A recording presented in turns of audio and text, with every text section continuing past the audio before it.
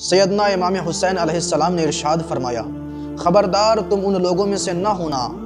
جو دوسروں کی گناہوں کی وجہ سے فکر مند ہوتے ہیں لیکن اپنے گناہوں سے غافل ہے۔ انسان دوسروں کی گناہوں کی وجہ سے تو فکر مند ہوتا ہے لیکن اپنے گناہوں سے فکر مند نہیں ہوتا، جبکہ جو انسان گناہ کیا ہے،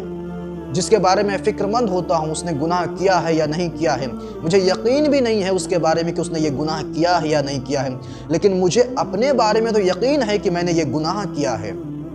تو جس گناہ پر مجھے یقین نہیں ہے، جس انسان کے گناہ کے بارے میں مجھے یقین نہیں ہے، اس کے بارے میں فکر مند ہوتا ہوں، لیکن اپنے گناہ جس کو میں جانتا ہوں، جس پر مجھے یقین ہے کہ میں نے یہ گناہ کیا ہے، لیکن میں اپنے گناہوں پر فکر مند نہیں ہوتا۔ میں دوسرے کے عیب کو دیکھتا ہوں لیکن کبھی اپنے عیب کو نہیں دیکھتا۔ مجھے دوسروں کا عیب تلاش کرنے میں بڑا اچھا لگتا ہے، لیکن کبھی کیا میں نے اپنے عیب کو دیکھا ہے کہ میرے اندر خود کتنے عیب پائے جا رہے ہیں؟